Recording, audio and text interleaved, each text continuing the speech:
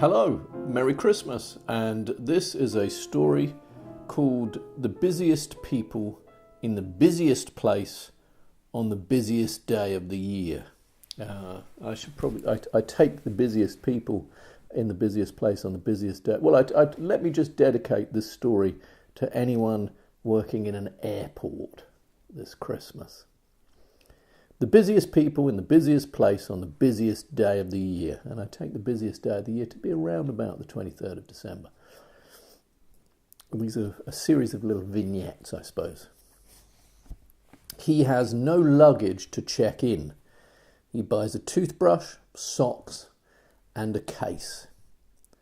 We have to check all the cash and non-cash sales.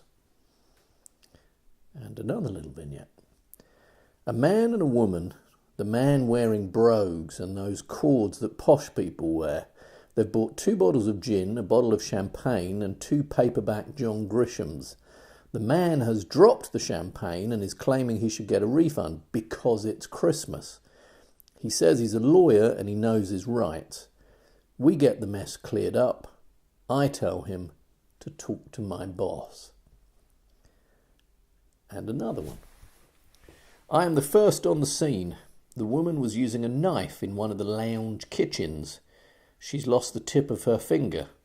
A colleague has put the tip of her finger in an iced Diet Coke. It's quite difficult to find. It's meant to be just ice, I say. I don't think the Diet Coke is going to help. And another one. A man and a woman queuing for security. The man is screaming at the woman who is his girlfriend, ex-girlfriend. He's white, she's black. I'm not listening. The man continues shouting. All I'll say is that they're going to get a very thorough search and questioning. And another. A man has lost his luggage. He is upset. I am trying to explain. Here's what happens to your luggage, I say.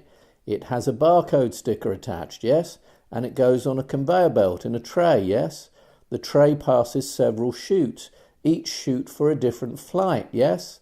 And a barcode reader ensures that when it hits the right chute, it tips, yes? And at the bottom of the chute, a handler checks the bag tag on a computer screen that the passenger has boarded and the luggage then gets loaded. So it might be that the barcode has been damaged or the barcode is wrong. Sometimes transfer bags have to be re-screened. The man doesn't speak English and I don't speak Arabic. Another couple. A man tries to board the plane. The gate has closed.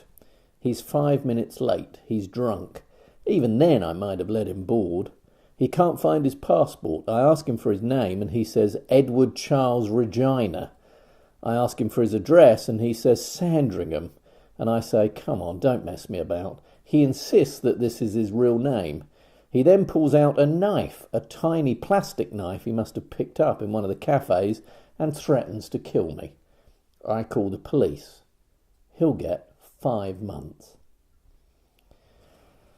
A man who looks like Patrick Swayze has taken his shirt off and is shaving in my toilets. I tell him he can shave, but he needs to put his shirt on. He can't be shaving with no shirt on in my toilets. He refuses to put his shirt on. I tell him I will have to call the police if he doesn't put his shirt on. Fine, he says, and then he takes his trousers off. You can't do that in public, I say. You can't take your trousers off in public. Well, what about if I do this in public, he says, and he starts doing something he really shouldn't be doing in public. People are crazy. I tell my wife. She asks me if I filmed it on my phone. Merry Christmas.